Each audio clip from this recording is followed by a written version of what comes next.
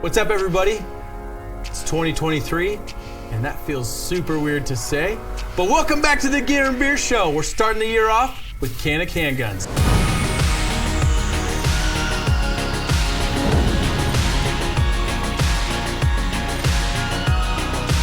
All right, so today we're talking about the Canik Rival. It's one of their new handguns that just came out on their line. I believe it was, dude, I can't even lie to you right now. I don't know how new it is.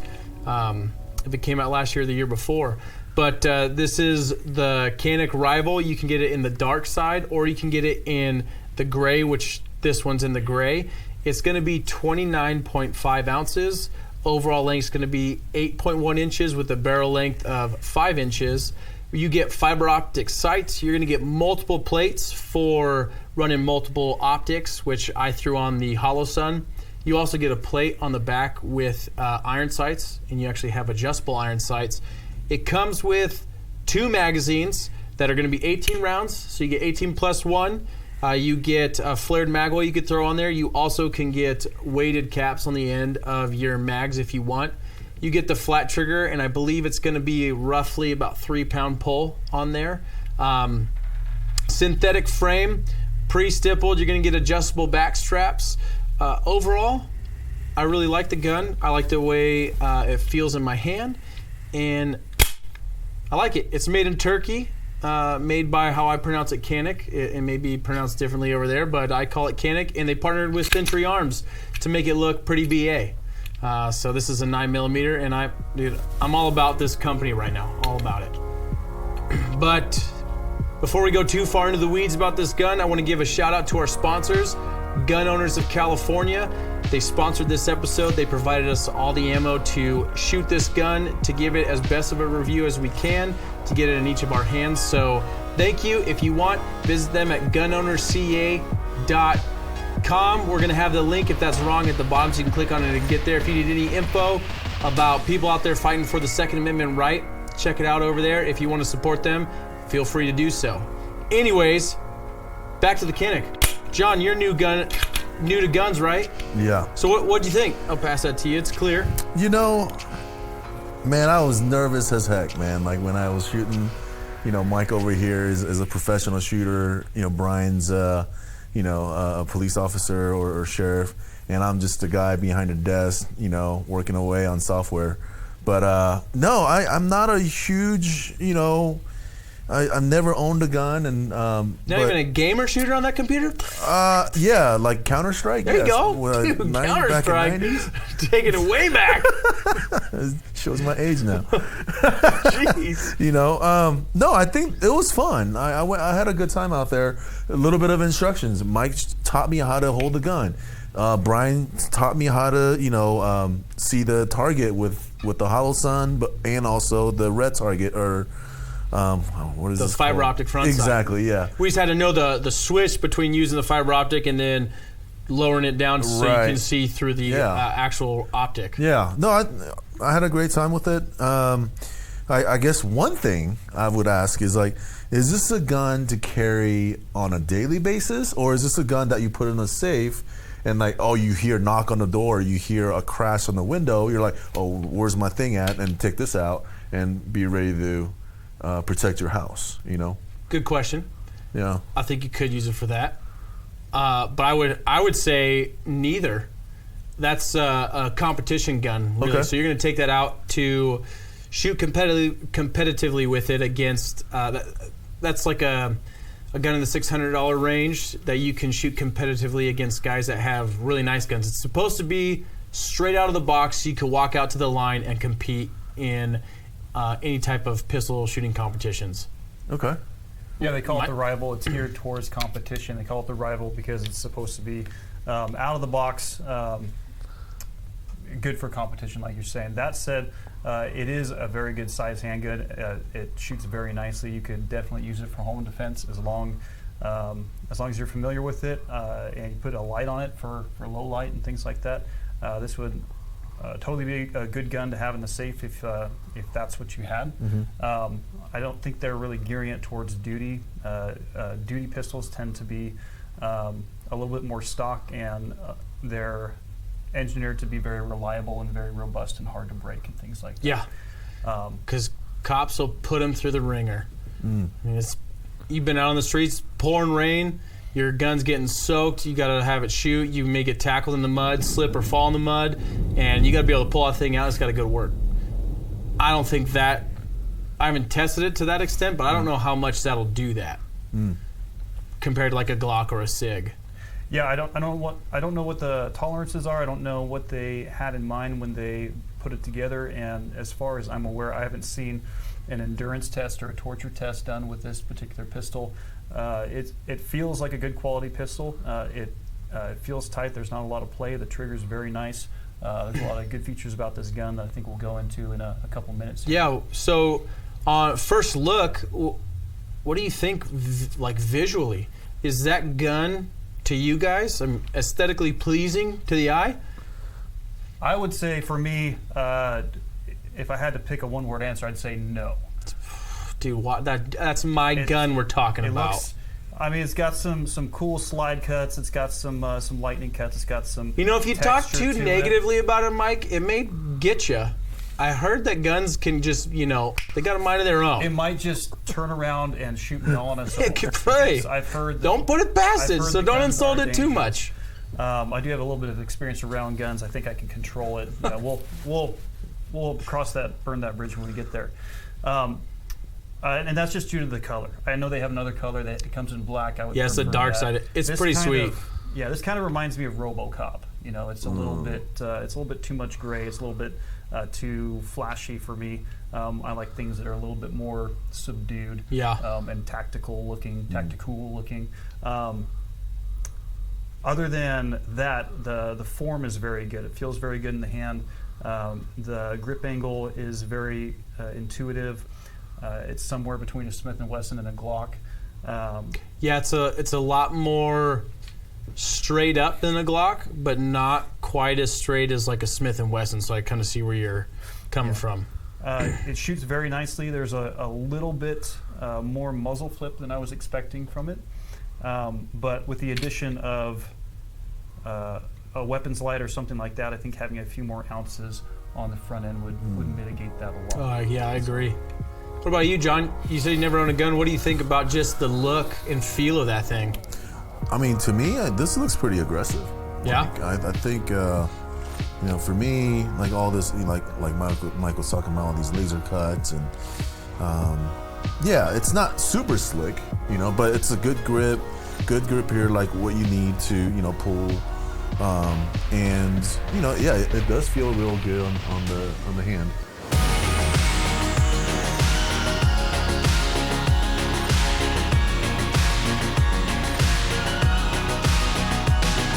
Does it come in different sizes? Does it come in, like if a lady was holding this, like I'm sure, I don't know the gun market.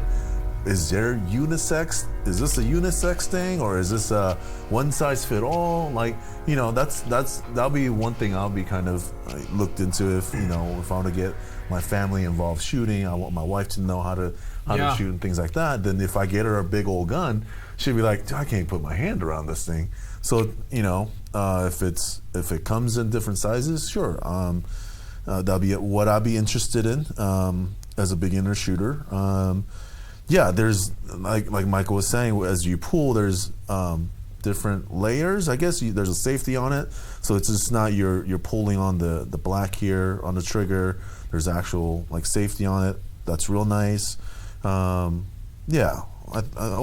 to me, it's pretty dang aggressive. Yeah, I liked it. So the size of the gun, I would definitely say first time shooter, go in and handle a few. May not be able to shoot it depending on what gun store you go to. Handle a few. If you're looking for them for your wife, just know when Mike was talking about the back strap, you can actually take this back piece off right here and put smaller ones on, so it actually can make it fit better in your hand. Small fingers, small hands, you get a little bit closer to the trigger. This comes with 3 different options for a back strap. You won't be able to change the length of the gun or the weight of the gun, just kind of your grip, but I bought it for the look. And I bought it because I want to get into competition shooting. I definitely agree a light on the front would help. I liked the aggressiveness. I liked that they partnered with Salient Arms to kind of take a gun that a lot of people are sending their Glock slides off to go get cut themselves through all these companies. They did it for you with a still reasonable price. I liked the weight of the gun. I like how it felt in my hand. I went for the little bit of flashy because I knew I was going to use this gun for competition shooting, strictly. Shooting for fun on a range or competition. I was never going to carry this in a duty position, so I was like, let me get something different than black. Every gun I have is black. Like that it came in this color. The only difference that I did with this is I threw a Holosun on there because I wanted to test out the Holosun, which we'll probably review that at another time, but just got it, threw it on, and besides that, this is what it looked like straight out of the box. If you could just imagine iron sights on the back. So I think, guys, before we get into the function of the gun and kind of what we thought about that, I think it's time to do the other half of the show right now, and I think it's time to crack open a beer. Yeah, let's do it. Cool. All right, guys. So we're drinking a Hazer's Gonna Haze Hazy IPA by Belching Beaver Brewery. Hazer's Gonna So this is from a brewing company down in Oceanside. On the can, it actually gives a little description of this one. Hazer's Gonna Haze Hazy Indian Pale Ale. It's their revamped, rotating hop series, Hazer's Gonna Haze IPA, showcasing new hop combinations throughout the year. Same label, different hop profiles. That's pretty cool. I didn't know that they were just going to it'll change every year with the same label. And we can scan this QR code that they actually give you on the can to find out what iteration we're drinking from the company. So that's pretty sweet. Just to let you guys also know, this has got 6.6% alcohol. So it's 1 pint. Cool. Before we get in there, guys, what do you think? I've never had Belching Beaver anything. What do you think of this label that they got on here? I've not had Belching Beaver either, but I feel triggered. It says Hazer's Gonna Haze, and I feel like I'm about to be hazed. Yeah. Like when I got in the Army. It does say damn good time, so maybe you're going to have a good time. Like I got PTSD right now. No, I've had Belching Beaver. I had their peanut butter stout. For wintertime, it's great. It tastes just like what I'm saying, peanut butter. Yeah, I'm interested to see what their Hazer's Gonna Hate tastes like, hazy IPA. Well, say that 10 times faster. Dude, I couldn't, even if I tried, man. I know, right? Let's crack these open and have a good time. Are we ready? 3, 2, 1. Cheers, Cheers. guys. First thoughts. It doesn't have a man bun, but it definitely has a Subaru. What?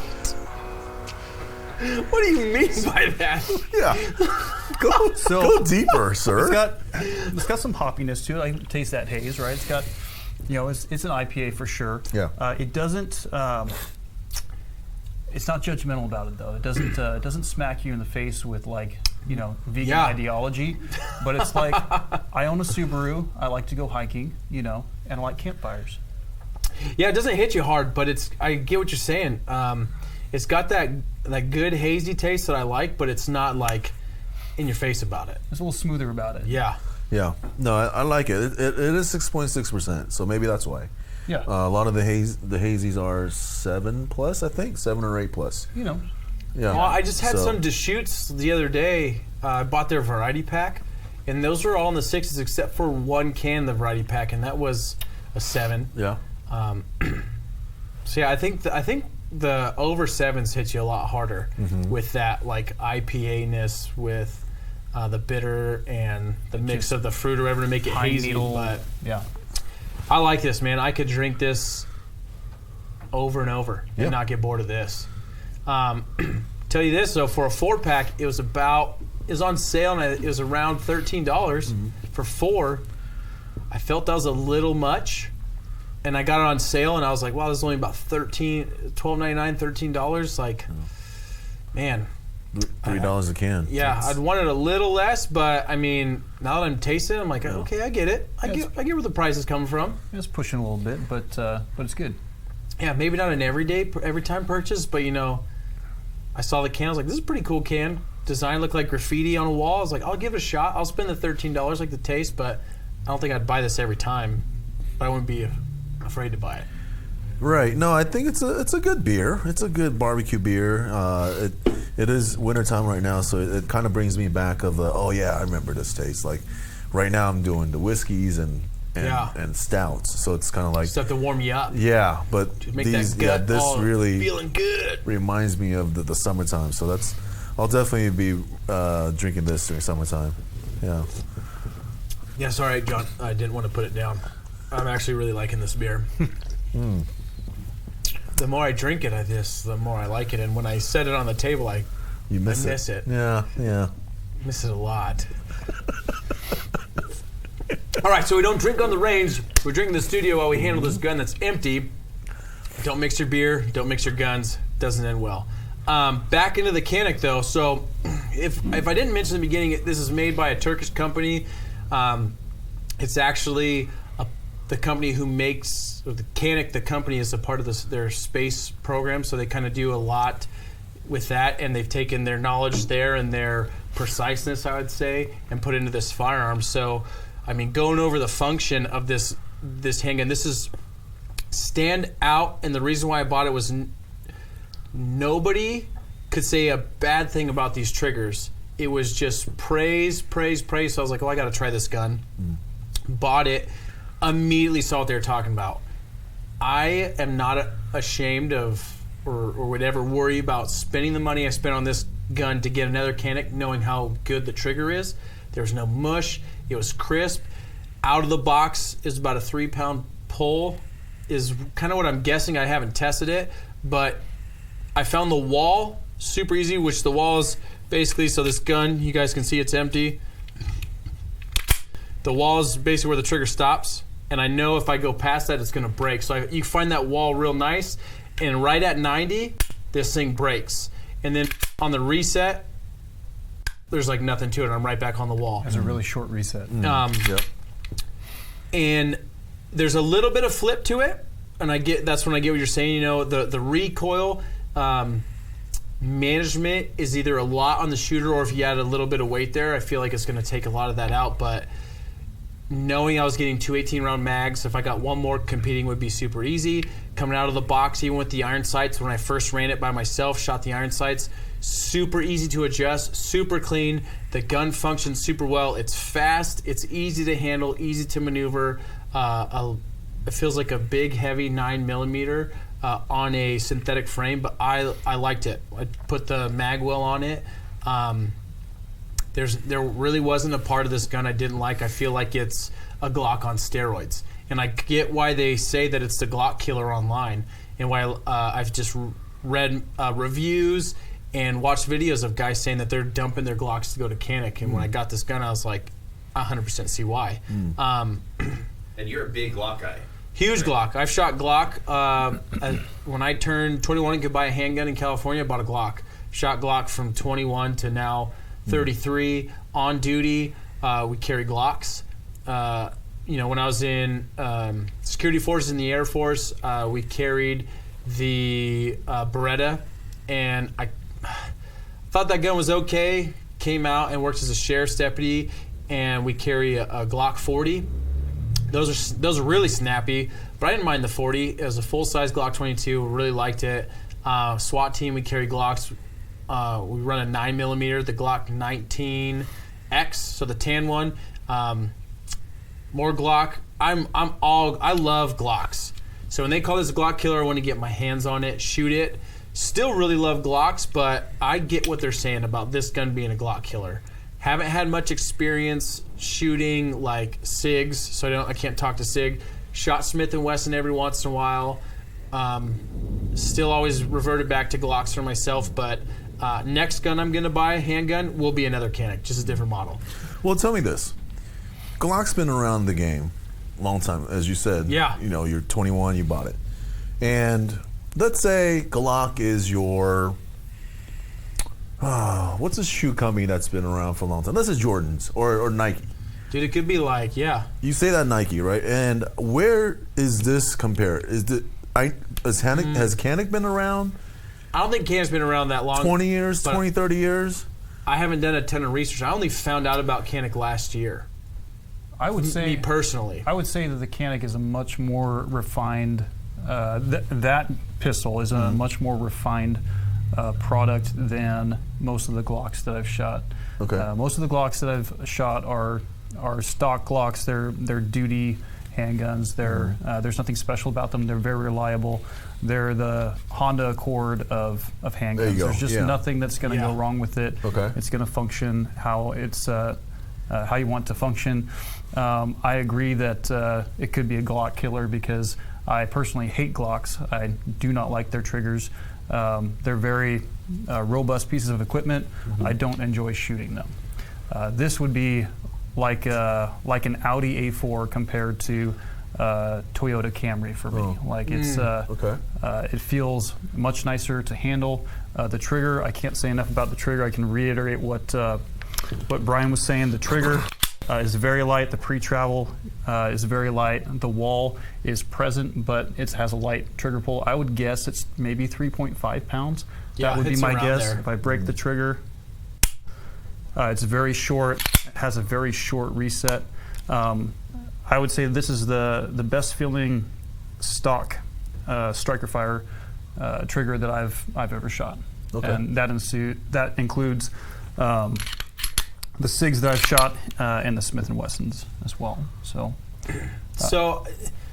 talking out at the range, you mentioned that there's the biggest thing you don't like about that gun is the slide stop.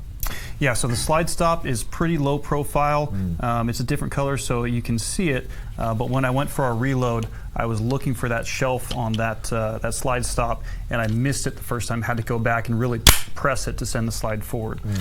So me personally, they probably make aftermarket slide stops or interchangeable slide stops with a more aggressive shelf. I would prefer that. The thing I do like about it is that extended magazine release button, and that protrudes very nicely, so it's easy to find. Yeah. Right, so otherwise, it's a very nice gun to shoot. Is it 5-inch barrel? Yeah, 5-inch. Yeah, 5-inch barrel. So it does have a good weight up front. Again, I experienced a little bit more muzzle flip than I was anticipating, but there's no remedy for muzzle flip better than just a good support hand. Yeah. Got it. So. Okay. Well, what did you think about the function, John? I mean, is this the first handgun you shot? no, I shot before, but that was way back, probably like 2007 or something like that. But I was at a range. But yeah, I haven't shot since then. Wow. Yeah, I thought it's probably of my inability to shoot well. Well, once you kind of got on it, man, you were on it. Yeah, I mean, it took a while to kind of like, this, hits back, or I need to keep my arms straighter or stronger or whatever. Or grip this a little tighter, that a little tighter, understand the kind of recoil management. It's almost like golf swing, right? Yeah. And there's so many that's going on and it goes so fast that, even a slight degree of difference in your shooting style, it could really go far that's left. a good description, man. The golf swing. I haven't even ever. I've never thought of it that way. Yeah. Sorry, dude. This is Hazy's, man, making it a good time over here. Yeah. No, but I liked it. I thought it was easy to shoot. I thought it was more mechanic of my own versus the gun, I think. I was pretty impressed, actually. Like, I showed you how to hold the Mike. gun, right? You did it immediately. As soon as you were able to find the optic, you were hitting that steel at about 12, 15 yards, something like that. Then you moved back to like 25 yards, and you were cranking the steel off pretty easily. Yeah, I think I was more of my nervousness to mess around, because I mean, it's gun. It's not like I'm shooting a basket of hoops. It's, you do something wrong and you shoot somebody, you're dead. So it's maybe right. So like, I want to do things right. Like I want to know all the ways I can mess up, or to stay away from messing up. So like, hold it, as Mike was saying, hold it here. Make sure you line up your thumb to here, this groove. Hold that tight. Make sure it comes up. All those steps. 15 minutes. I thought you're natural. So usually after a new shooter, their first 2 rounds will be on target, and then they'll start anticipating the recoil, and it just falls apart. And you were shooting pretty good the whole time. So thank you. Thank you. Don't sell yourself short. And now I'm going to competition shooting. Yeah, now you have to. Right, You got to right. buy one of those. I'll buy it for you. Right. Yeah, that's the one thing, man. Like, those guns will always outperform the shooter because it's always our flaws. Because nobody gets used to something exploding. I mean, you can get as used to it as you can, but that's an explosion in front of your face, just the length of your arm, then boom, you're having an explosion. Yeah. That's not normal, but you can get used to it and manage it as much as you can. Right. Mike, sorry, dude. I think I'm buying a Subaru. I am loving this beer right now. Is there a difference between buying a WRX Subaru or a Crosstrek or Ooh. Yes and no. or Outback? Yes and no. Okay. You want to explain that a little longer? Like, You're looking at me like I know, and I have no idea how it's a yes and no. Well, like an Outback or one of those cars that you buy because for your wife in case there's snow on the ground or something like that. And WRX, I mean it's just kind of like that's for a 23-year-old kid with his hat on backwards. It's just kind of Yeah. Huh. Yeah, dude, that just seems like a line of car that is weird to come out of Subaru's line, Think about the WRX, like you look at all the other cars yeah, for Subaru, right. you're like, some dude in the back was just like, hold my beer, and then just designed the WRX, and they're Yeah. like, there you go.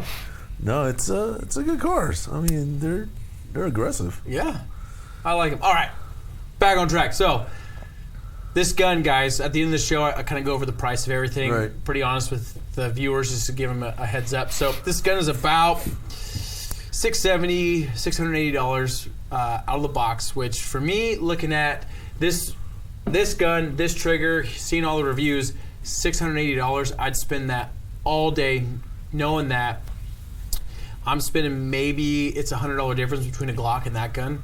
Probably go for that. Okay.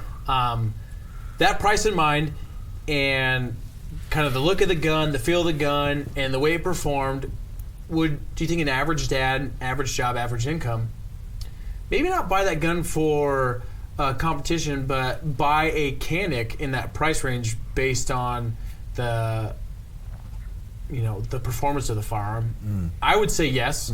I feel like I'm an average dad. I bought that gun hoping to get into competition. If I don't, I'm still glad I own that gun. And I'm already looking to buy another one. And I already tell everybody, when they ask me, I talk about certain SIGs that I like, just based off of not shooting, but visually, the feel of it in the hand. Glocks I like, and then I'm always like, hey, don't forget to check out Canik. I always throw Canik in there. What about you, John? You being a first-time, or not first-time gun shooter, but new to shooting, right. and it would be a first-time purchase if you bought one. Would this be a gun you'd consider? I would go with more of a Honda of Canik, maybe. Okay. Because Mike said this is an A4 of Audi Canik. A4, yeah. So if there's a version lower, I might. Oh, yeah, they make it. And we're talking about competition guns, right? And it feels like a more specialty thing versus, not that I would use it every day, but like, yeah. Do you think $670, $680 is pretty fair price to spend on a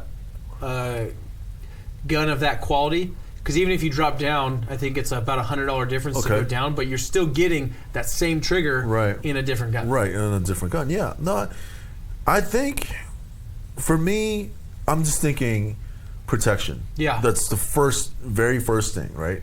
Competition, no, that's not me. So I would say I wouldn't spend that much on a gun. Yeah, that's just me though. Yeah. Well, if you go down to a Glock, which is going to be reliable, you're Right. probably spending $500. Yeah. You go to a SIG, you're probably spending $700. If you're not getting if you're getting the same, like I'm talking for same size frame, full size gun, Glock you're probably spending around $500. Canik you're rolling up to this about $100, $150 more. And then SIG, you're probably $50 to $100 more. Yeah, if you're going for like a basic SIG X5, I think they're like $650 or so-ish, depending on where you get them. So yeah, roughly either way you look at it, I'll you're spending spend about $650. $600. Yeah. Okay. Yeah. I mean, if that's the case, yeah, I why not? Cool. You know. And I'm not swaying you. Yeah. I'm not going to make you give us the average that approval on camera. Off camera, you'll definitely buy that gun. Right. But, Mike, what do you think? I would definitely recommend that gun for that price. Even because I don't like the color, even with the gray color, the RoboCop look and finish, I would say that it's definitely worth that. It shoots just as well as some of the more expensive SIGs that I bought. The trigger feels just as good, if not better, than really any striker fire pistol that I've tried. I think you have to go to pretty much a single action, like a 2011 or a Staccato or something like that, to really. Which is Staccato, you're looking at like a $2,000, $3,000, something like that. Yeah, for that trigger, which is crazy. Yeah. So when I get my next Canik, we'll have to try it too. I will tell you this, for the people who maybe are watching this for a review for the Canik Rival, if you get the dark side, the one in black, one of the plates you get in that package is optic ready with the backup iron sights on it. So that's an option I weighed when I bought it. Do I want a black gun, like in match all my others, but I get the benefit of having the iron sights if my optic fails? I can keep shooting because I can still pick up on my sight picture, just go from the optic to the iron sights. Or do I want to try something different? And I ultimately went to obviously try something different. I did some research and found that I can buy that plate. It's just going to cost me more money. It doesn't come in my package inside the box. So fair to say this gun gets the average that approval? Yay? Yeah. I would say so, yeah. Perfect. What about this beer? Oh, definitely. $13 on this beer, dude. I'm almost done, and if I drank another one, I don't know if I'd feel good enough to drive, dude. This is like really. Yeah, I could go for some burrito right now. Dude, me too. Gosh, a burrito or a burger, this would be so good. Yeah. Yeah, I like it. It's hoppy, but it's not overwhelming. It's not undelightful to drink, you know? Yeah. Oh, dude. No, I feel gotta good bringing say this though, anywhere. they did a good job on this branding. The peanut butter stout actually has a big old beaver face on the can, and it's red and gold. It's better out of the tap, I thought. Yeah. But the beer tasted great anyway, in the can or not. But when I saw this, I was like, oh, it's not like red and gold anymore. This is actually a pretty hippie label, and yeah. I'll tell you this, dude. When I first read the can, I was like, I don't want to scan that QR code. Now that I'm about this much beer left, I don't know if I'm feeling the beer or not. I kind of want to know where I'm drinking. You know, what spot I'm at with drinking this. So I kind of think that's pretty cool that they do that. Well, I definitely try more. yeah. You know, we buy the equipment on the show. We buy the beer so we can give it whatever review we want. So we're not just obligated to give it the average that approval. If someone didn't like something, they could say no. Yeah. So that's really cool. Anything else, guys? I don't think so. I mean, the gun's good. The only thing I would say is, to what you said before, if you're looking for a reliable pistol for home defense, the best pistol for home defense is one that you're comfortable with and that you practice with frequently, so that it's going to be there for you and it's going to operate how you want it to operate if you're under stress. Right. Someone comes in, you're like, where's the manual for this thing? One, hold it like this. Yeah, guys, remember, practice safe shooting. Get out there and train. If you're looking for a new gun, maybe try this Canik Rival. And lastly, thank you, Gun Owners of California, for sponsoring this episode. We appreciate it. Later. Hi, I'm Sam Paredes. I'm Executive Director of Gun Owners of California. I'm also a member of the Board of Directors of Gun Owners of America and Gun Owners Foundation. Want to let you know that we are here to sponsor Gear and Beer Show. I'm taking this with me. See ya.